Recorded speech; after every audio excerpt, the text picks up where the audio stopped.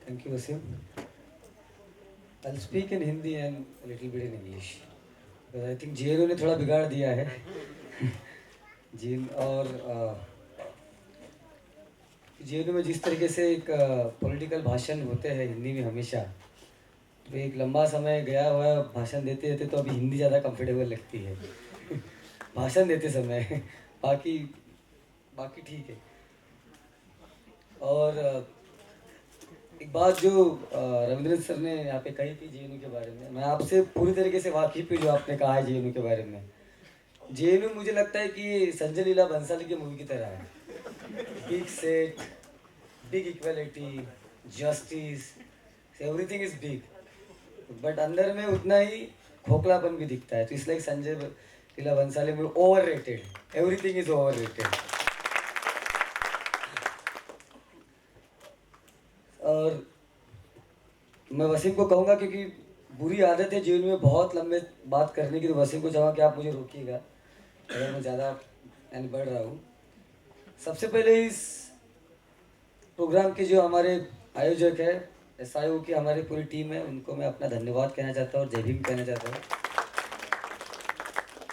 और एसआईओ का जब हम नाम लेते हैं तो जेएनयू में एक तरह का डर भी वहाँ के वामपंथियों ने फैलाया हुआ है कि जैसे एसआईओ का अगर आपको पूछता है, अगर अरे आप एसआईओ के साथ हैं, मीन्स आपके वहाँ के वामपंथी आपको ऐसे पूछते हैं आप एसआईओ के साथ हैं।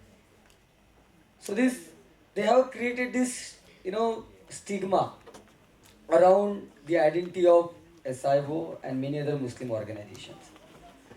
मैं इसके ऊपर बाद में और बात करूँगा, लेकिन मैं बता रहा था कि मेरा एक्सपीरियंस आने के पहले क्या रहा। क्या आपका भी नाम देखा हमने उनके प्रोग्राम में, आप भी जा रहे हैं हाँ मैं भी जा रहा हूँ।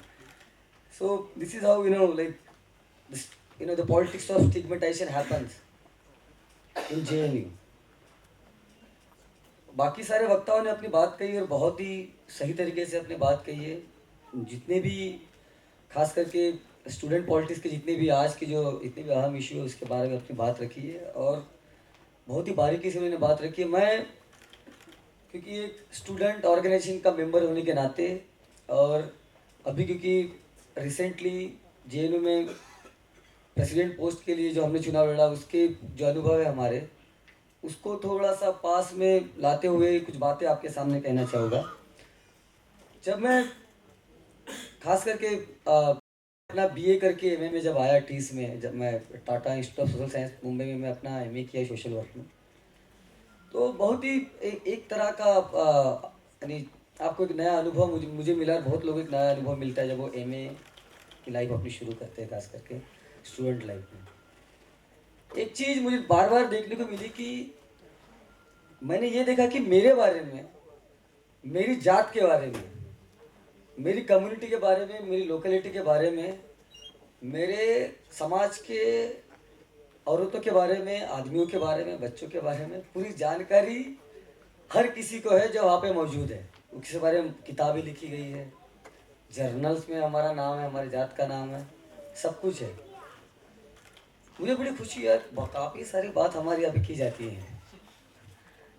लेकिन जैसे जैसे मैं आगे बढ़ा मैंने देखा कि मेरा एमए का जो टॉपिक था, research topic, that was on perception of Brahmin student on Dalit movement and Ambedkar thought. लेकिन मुझे एक भी लिटरेचर ऐसा नहीं मिला जो ब्राह्मण के ऊपर हो, जिसमें लिखा गया कि ब्राह्मण कैसे राजनीति करता है, ब्राह्मण के घर कैसे होते हैं, वो खाते कैसे, पीते कैसे, क्या सोचते हैं। लेकिन मुझे हर वो लिटरेचर मिलता था कि मुस्लिम कैसे खाते पीते हैं, दलित कैसे खाते पीते हैं, आदिवासी कैसे है, ओबीसी कैसे है। लेकिन जिस देश के, मैं कहूँगा रूलिंग कास्ट, जो रूलिंग कास्ट है इस देश का, उसके बारे में बहुत ज़्यादा कुछ लिखा गया नहीं था और मैं अपना रिसर्च बहुत ही मुश्किल से कर पाया। अच्छा हुआ कि मेरा रिसर्च प्राइमरी डेटा पर था, तो मुझे उतनी मुश्किल नहीं झेलनी पड़ी। मैंने अपने एमए रिसर्च को सही तरीके से कंप्लीट किया। तो मैं वही कह रहा था कि जिस तरीके से एक नॉलेज हेजीमनी को बनाया गया है, मैंने देखा कि दलितों को एकेडमिक्स में, खास करके आदिवासी को, मुसलमानों के ऑब्जेक्ट, और किसी ने मेंशन भी किया, हेबा ने भी मेंशन किया इसके बारे में, कि एक ऑब्जेक्ट की तरह ट्रीट किया जाता है। बहुत बार ऐसा लगता है कि हम एक लेबोरेटरी में एनिमल्स हैं। हमारे बारे में कोई बंगाल से मुखर्जी चैटर्जी आएंगे, शर्मा जी आएंगे, बताएंगे कि हमको कितने पंख है, हम कैसे दिखते हैं, हमारे कितने पैर हैं, और फिर हमारे बारे में किताब लिखी जाएगी, दलित पॉलिटिक्स।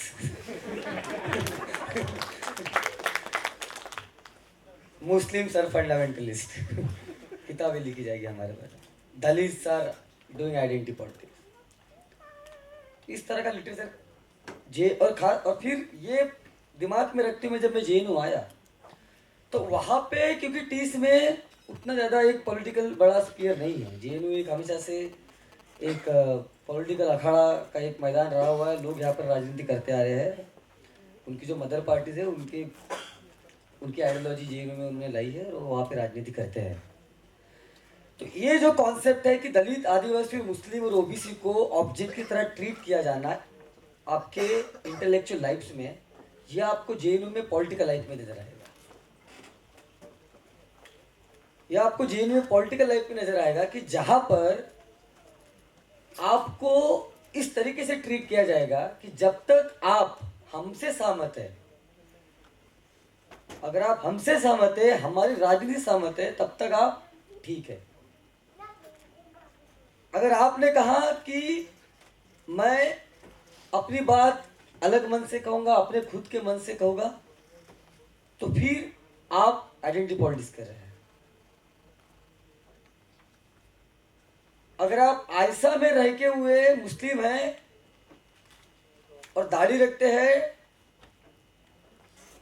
तो आप प्रोग्रेसिव मुस्लिम हैं। आप एसआई में रह के अगर दाढ़ी रखते हैं तो आप फंडामेंटलिस्ट हैं। तो ये इस तरह का जो एक नॉलेज हेजीमनी है, उस नॉलेज हेजीमनी का प्रैक्टिस आपको जेएनयू में दिखता है। और बाय द वे, मैं जब जेएनयू के बारे में कहता, बहुत सारे कॉमरेड जेएनयू में कहते हैं क्या यार आप जेएनयू की बहुत बुराई करते हैं। तो दे always have this notion of कि जो होता है ना कि देश का खाया तो देश को बदनाम नहीं करना है, something like that. This JNU nationalism, don't talk against us, don't talk. तो जेएनयू नेशनलिज्म है, जो कि वहाँ का जो फैकल्टी इंटेलेक्चुअल्स, खास करके सवर्णा इंटेलेक्चुअल जो है, और उनके जो सोनू मोनू है जो कैंपस में होते हैं, सब मिला के एक गठजोड़ इनका चलता है। तो मैं वही बात कर रहा था, एक नॉलेज हेजीमनी किस तरीके से बना के रखते हैं जेएनयू में, उसका एक आपको राजनीति में उसका रूपांतर दिखता है। और जो जेएनयू में है, ये बात मैं मानता हूँ और मैं बार बार कहूँगा, हर बार कहूँगा। दूसरी बात, जब मैं मेरी जर्नी के बारे में बात ज़्यादा कहना चाहूँगा और हमारा जो संगठन है उसके बारे में, जब मैं जेएनयू में आया, एक चीज मैंने देखी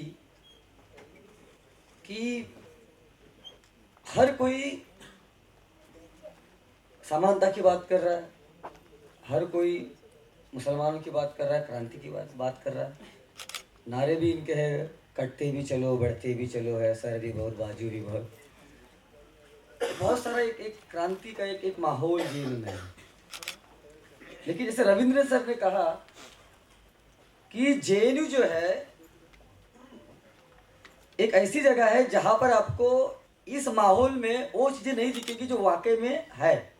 JNU is typical north Indian village, जहां पे एक चमार आपका जूता सिलाएगा, एक स्कैवेंजर रोज आपके यहाँ शीट क्लीन करेगा, एक ब्राह्मण क्लासरूम में पढ़ाएगा, एडमिनिस्ट्रेशन में कोई वीसी होगा जो एक पर्टिकुलर कास्ट का बैठा हुआ है, उनके स्टूडेंट वहां पे राजनीति करेंगे।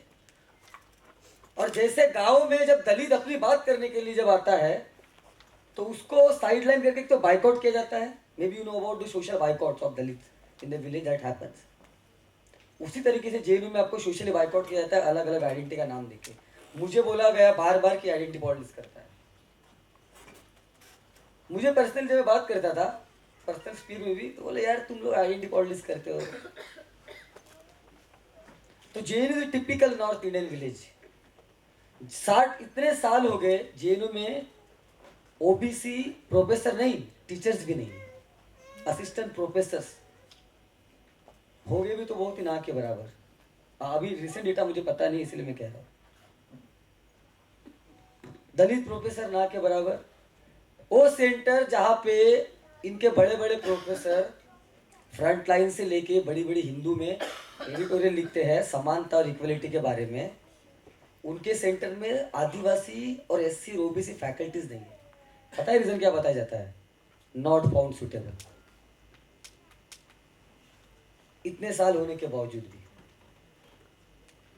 और इसके खिलाफ इन्हीं वामपंथी पार्टियों ने कभी आवाज नहीं उठाई, क्योंकि उनके आकाओं ने उनको कभी आवाज उठाने नहीं दी।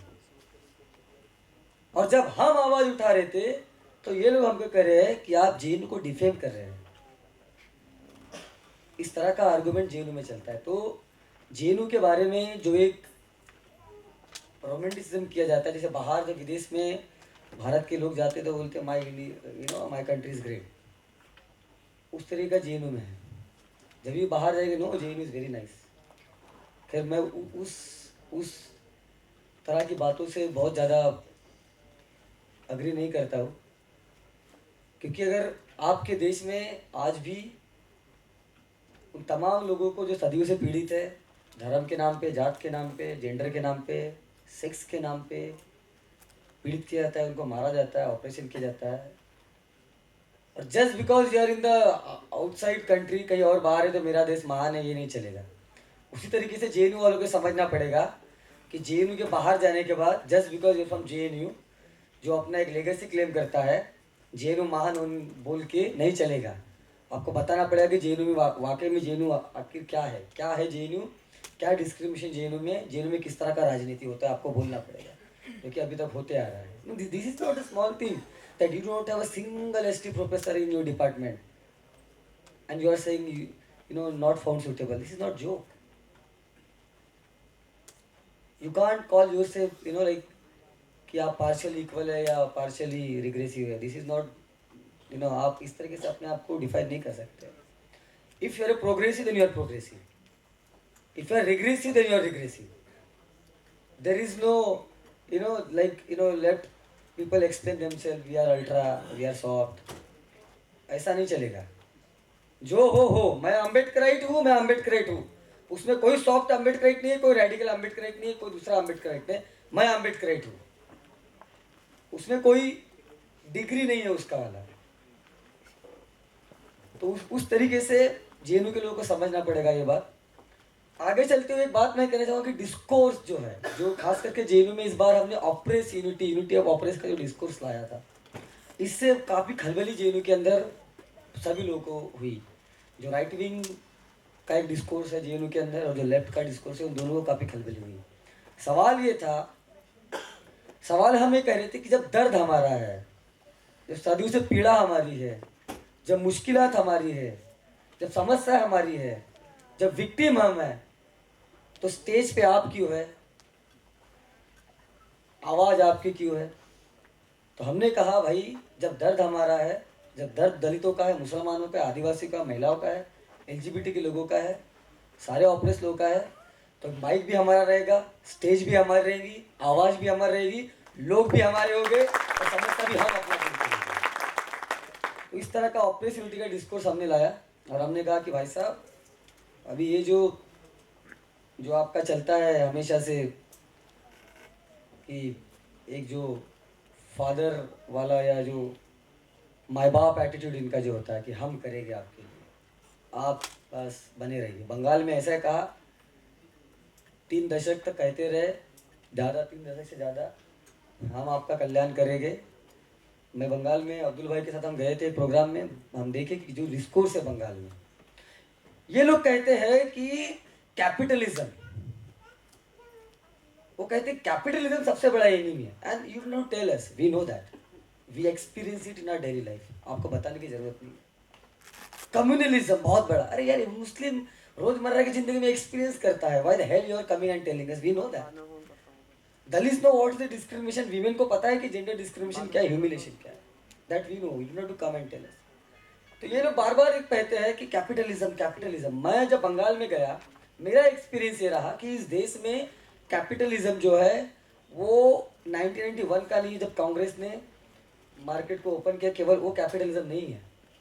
कैपिटलिज्म इस देश का सदियों से चलता आ रहा है, जहाँ पर एक बनिया राजस्थान से उठ के, बंगाल से कोई भद्रलोक उठ के आदिवासी इलाकों में जाके वहाँ के सारे रिसोर्सेज को कब्जा करके वहाँ के स्टेट की इकोनॉमिकल पॉलिसी को इन्फ्लुएंस करते, जमीन हड़पता है, पूरा इकोनॉमिकल रिसोर्स अपने हाथ में रखता है, क्या ये कैपिटलिज्म नहीं है?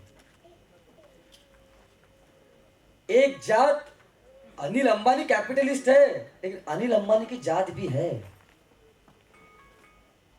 अनिल अंबानी की जात भी है जो धर्म शास्त्र अप्रूव करते हैं कि वो बनिया है और वही बिजनेस कर सकता है। There are many studies also now which have proved कि जब जब कोई लोअर कास्ट गाँव में बिजनेस करना चाहता है उसको एक तो मारा गया है या उसको समहाउ साइडलाइन किया ताकि वो बिजनेस ना करे, because your country is not based on the economical principle, your country is based on the caste principles. Caste rules you, caste kills the civic sense of your country. There is, लेकिन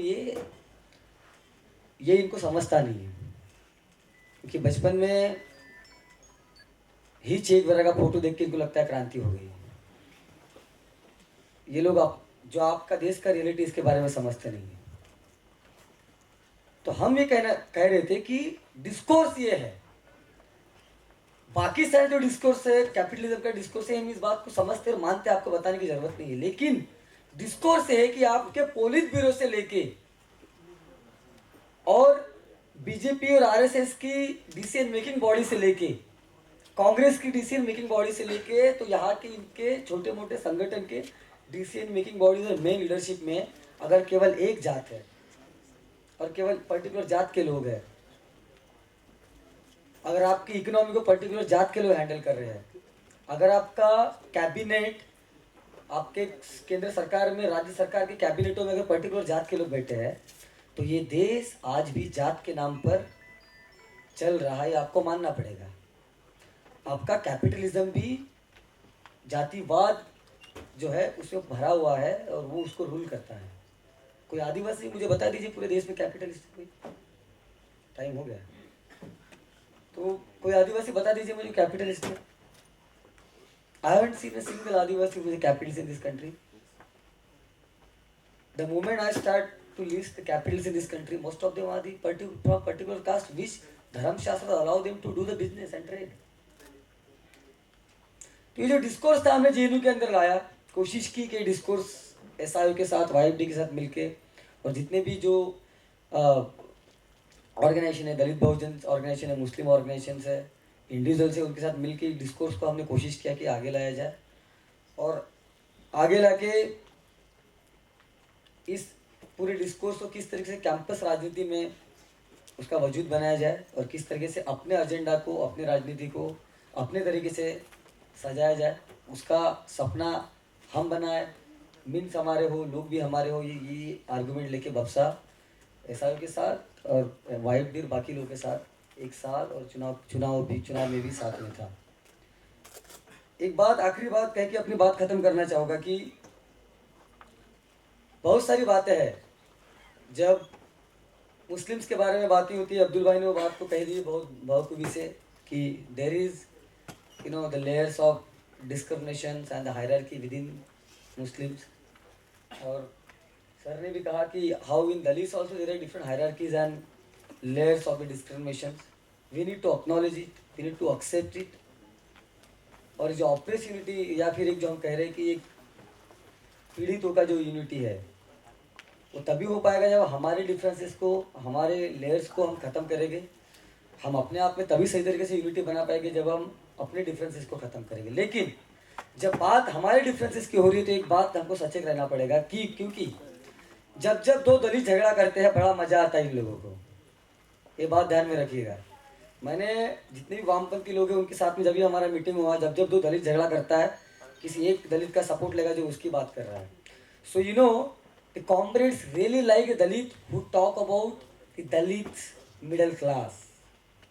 So you know in EPW there is the section margin speak. There is only लगता है कि एक ही margin who can speak in EPW. No other margin can speak in EPW. Okay, so they really like these people. आप बताइए, आप दलितों के बारे में बताइए कि उनमें कैसे मिडिल क्लास है, वो कैसे बुरा है।